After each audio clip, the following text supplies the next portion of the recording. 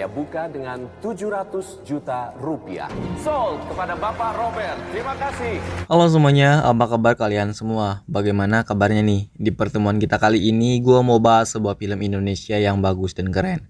Judul filmnya adalah Mencuri Raden Saleh yang dirilis pada tahun 2022. Menceritakan sebuah arti lukisan Raden Saleh yang diperebutkan oleh seseorang termasuk mantan presiden itu sendiri. Namun sebelum lanjut, gua mau ingetin kalau konten ini adalah full spoiler. Jangan lupa untuk subscribe, like, komen, dan nyalakan loncengnya. Gua beri waktu 3 detik untuk melakukannya. 1, 2, 3. Gua anggap sudah dan mari kita ke alur ceritanya.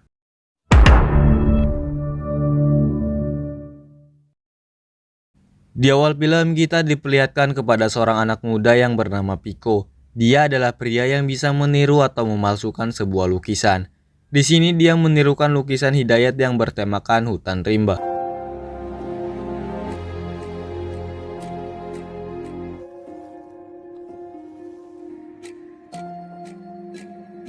Hingga saat pelelangan lukisan Hidayat, lukisan itu terjual dengan harga 900 juta rupiah.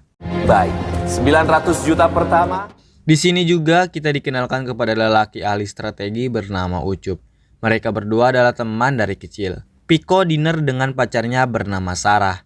Sarah kesal kepada Piko karena dia belum mengerjakan tugas akhir semester karena dirinya sibuk dengan Ucup. Di tengah obrolan mereka ada Ucup datang dan membuat Sarah cemberut. Lo mau sesuatu nggak? Di gua ada semua. Tenang. Lo bilang, wah, best lo. Ucup menanyakan kabar ayahnya Piko kepadanya. Piko menjelaskan kalau ayahnya itu dipenjara karena tuduhan pembunuhan. Katanya dia bakal bisa keluar kalau menyediakan 2 miliar. Tapi mereka minta 2 miliar. Ucup yang dengar itu menjelaskan kalau karyanya yang kemarin dibuatnya laku 900 juta. Namun Dini memberikan imbalan kepadanya hanya 50 juta. Karena Dini mengambil terlalu banyak untung, mereka berdua menemui Dini untuk negosiasi ulang di kerjaan selanjutnya, biar mereka mendapatkan harga yang lebih fair. Dini memberikan tawaran agar Piko bisa memasukkan lukisan Raden Saleh. Awalnya Piko menolaknya, namun karena tawaran 2 miliar, Piko setuju dengan itu. 2 miliar. Demi ayahnya keluar penjara, dia nekat membuat lukisan itu dengan sedetail dan semirip mungkin. Lukisan Raden Saleh memiliki makna dan arti cukup dalam, bahkan memiliki simbol perlawanan. Simbol perlawanan. Ucup akan mencari tahu lebih dalam tentang lukisan tersebut. Keesokan harinya, Ucup berhasil mencari tahu tentang data-data tersebut. Pada malam harinya, Piko izin selama 1 minggu tidak akan ketemu Sarah. Tentu sebagai pacar dia kepo dong. Tapi alasan Piko adalah untuk menyelesaikan tugas akhirnya.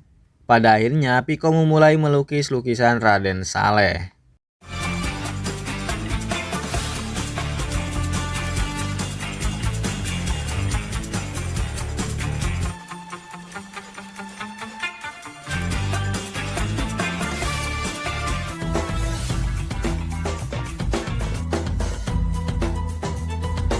Beberapa hari kemudian, saat lukisan itu telah jadi, datang Sarah memergoki mereka berdua. Awalnya Sarah kesel karena Piko tidak pernah cerita kepadanya. Namun karena Piko tak ingin menambah pikiran Sarah, jadi dia merahasiakannya. Sarah pun yang tahu alasannya apa, dia mendukung keputusan Piko. Singkatnya mereka bertiga bertransaksi dengan Dini. Ternyata Dini membawa mantan presiden yang menginginkan lukisan palsu Raden Saleh itu. Mantan presiden itu bernama Permadi. Permadi menawarkan tawaran lain yang dimana Piko harus menukar dengan lukisan aslinya.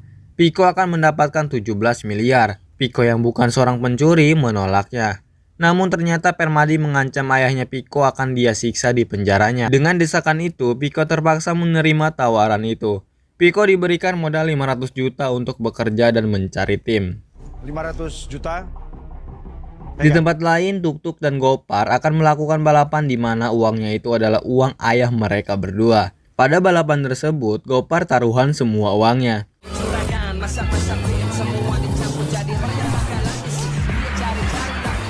Namun sangat disayangkan mobil Tuk-Tuk mengalami problem di bagian kopling dan mereka kalah dalam balapan tersebut. Hal itu membuat mereka ketakutan kepada ayahnya yang pasti marah jika tahu itu. Dan mereka berdua pula akan lama mewujudkan mimpi mereka yang ingin punya bengkel sendiri. Di lain sisi, omanya Sarah terus membahas pacarnya Sarah. karena omahnya ingin Sarah punya pacar yang kaya raya bukan seorang pelukis. Hal itu omahnya inginkan karena 1 tahun lagi bisa saja mereka tidak tinggal di rumah itu lagi. Karena mereka semua membutuhkan uang, mau tidak mau mereka bertiga harus menukar dan mencuri. Mereka bertiga mengatur siasat dan strategi. Ternyata mereka membutuhkan driver dan juga mekanik untuk mengendarai mobil yang akan dijadikan transportasi bagi lukisan Raden Saleh. Kita butuh getaway driver dan mekanik. Piko langsung menghampiri Tuk-Tuk dan juga Gopar untuk dijadikan rekan tim. Karena mereka berdua adalah driver dan juga mekanik yang handal. Aksi pertama mereka adalah mencuri informasi di tempat logistik. Selang beberapa waktu mereka ketahuan dan aksi kejar-kejaran pun terjadi.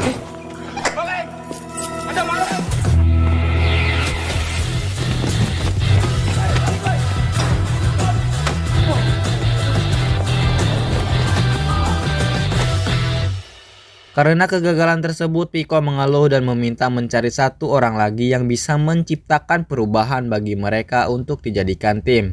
Ucup ternyata mengajak bandar judi yang bernama Vela. Dia adalah wanita dari anak tajir kriminal sains dan memiliki otak yang cerdas.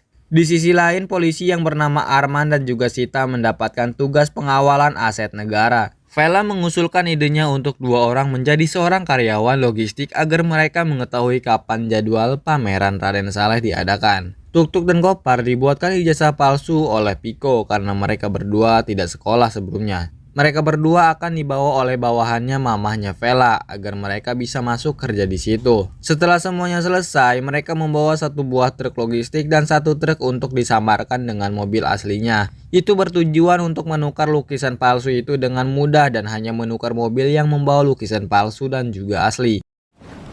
Mantap.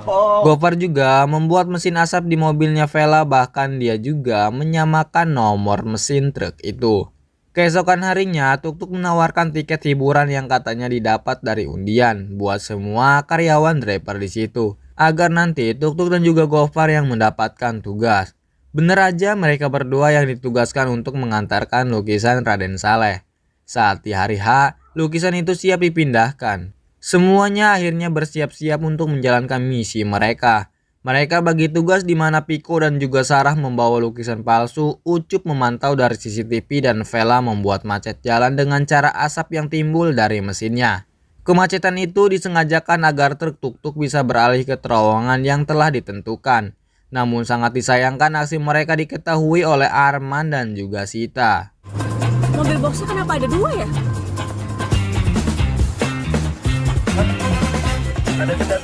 Saat di dalam terowongan mereka ingin bertukaran mobil. Namun saat Piko akan menyalip, dia ditabrak oleh Arman. Keadaan menjadi deg-degan karena mereka ketahuan. Ucup menjemput Vela dan mencari tempat aman sedangkan Piko dan lainnya masih dikejar-kejar.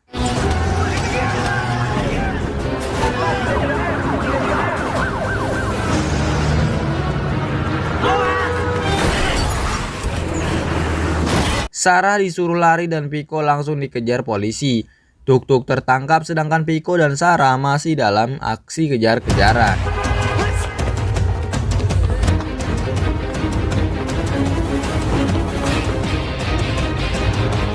Sarah berkelahi dengan Sita dan Sarah melanjutkan pelariannya. Arman terus mengejar Piko kemanapun dia pergi.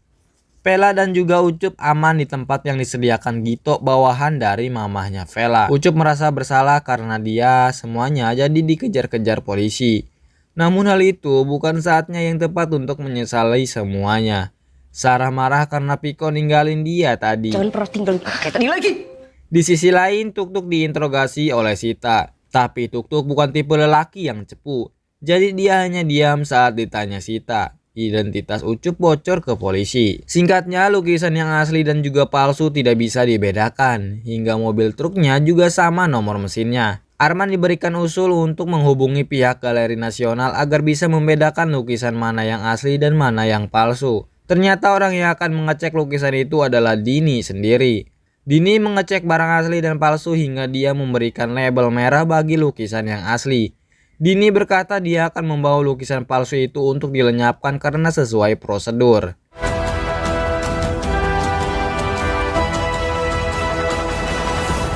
Piko curhat kepada ayahnya. Ayahnya berpesan Piko harus hadapin masalah itu dan mengatakan jangan percaya orang lain. Jangan percaya sama orang lain, Bek. Semuanya merasa kehilangan Tuk-Tuk. Di sebuah tempat galeri nasional, lukisan Raden Saleh menjadi pameran.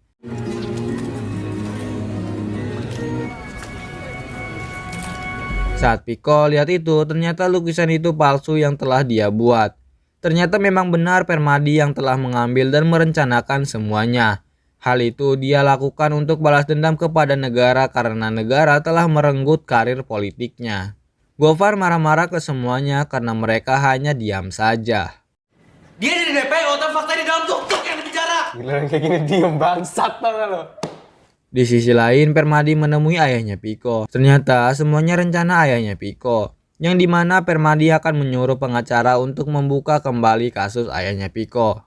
Di sisi lain, ternyata Tuk-Tuk sudah dibebaskan. Dengan alasan dia itu hanya takut dengan komplotan pencurian truk. Dan alasan itu dikuatkan karena Tuk-Tuk adalah karyawan di perusahaan logistik.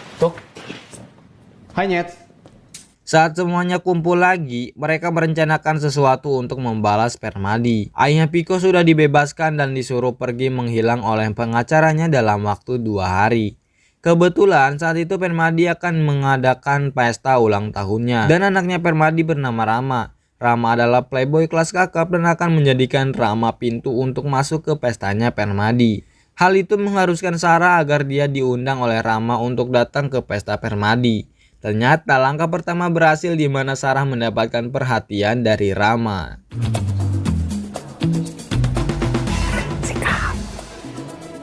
Ayah jangan usah semut gitu dong. Halo. Keren banget pacar lu. Vela meminta mamahnya untuk membuka bisnis. Ternyata keinginan Vela adalah semuanya menyangkut masuk ke pesta berkedok karyawan, dimulai dari dekorasi dan tukang catering. Karena Tuk-Tuk dan juga Gofar sukses jadi karyawan di situ, mereka membawa Piko dan juga Ucup ke ruangan server, di mana mereka akan menguasai CCTV. Berarti fase 1 komplit. Gofar membuat bom waktu untuk mengelabui banyak orang nantinya. Hari pesta ulang tahunnya tiba dan Ucup berhasil menyabotase CCTV ruangan di situ. Di sisi lain, ayahnya Piko akan menyamar untuk memasuki pesta ulang tahunnya Permadi. Ucup dan Piko menjadi seorang pelayan dan pergi menuju tempat lukisan Raden Saleh berada. Mereka terkesan dengan lukisan Raden Saleh, sedangkan Tuk-Tuk dan Gopar membawa bom waktu. Piko melihat lukisan lainnya. Saat bom waktu akan diluncurkan, Ucup meminta waktu 10 menit. Keadaan semakin genting karena alat bom waktu Gopar rusak. Karena tahu itu, bom waktunya pakai aksinya Sarah. Sarah dipencet wadah kuningannya dan membuat keributan di situ.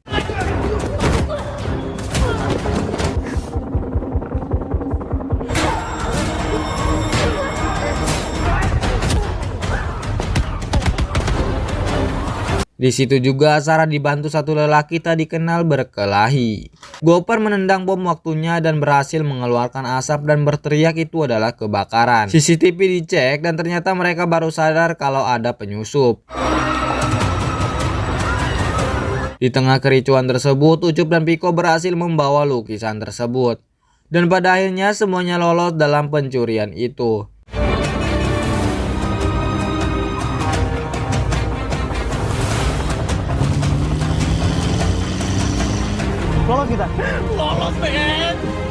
Namun di tengah perjalanan mereka berdua dihadang oleh dua pria bertopeng dan meminta kunci mobil mereka.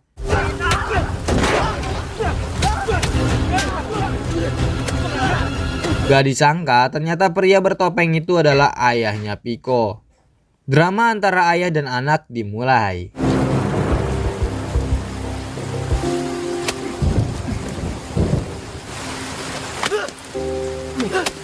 Jangan percaya sama orang lain.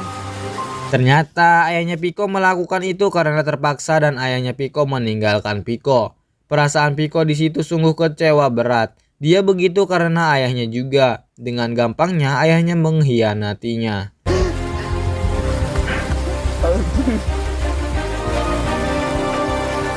Tapi kesedihan itu hilang karena mereka berhasil mengelabui ayahnya Piko, di mana lukisan yang sebenarnya ada di tangan Vela dan lainnya. Di lain sisi, Permadi marah-marah dan tak lama kemudian Dini menelpon Ucup untuk menawarkan lukisannya kepada calon pembeli dengan harga 10 juta dolar atau setara dengan 150 miliar. Dini tahu lukisan itu di tangan Ucup karena dia tadi melihatnya. 10 juta dolar itu berapa sih? Ternyata bukan hanya Permadi yang menginginkan lukisan tersebut. Mereka semua bahagia dan film pun selesai. Di akhir film kita diperlihatkan Sita mengunjungi tempat Piko dan menemukan tulisan rencana pencurian lukisan itu. Lalu Ucup dan Tuk-Tuk dimasukkan daftar komplotan Raden Saleh. Jadi menurut kalian gimana? Akankah ada film Raden Saleh 2? Komen di bawah ya. Semoga alur filmnya bisa membuat kita semua mengerti, oke? Dimanapun kalian berada dan dengan siapapun kalian, jaga kesehatan dan sampai jumpa.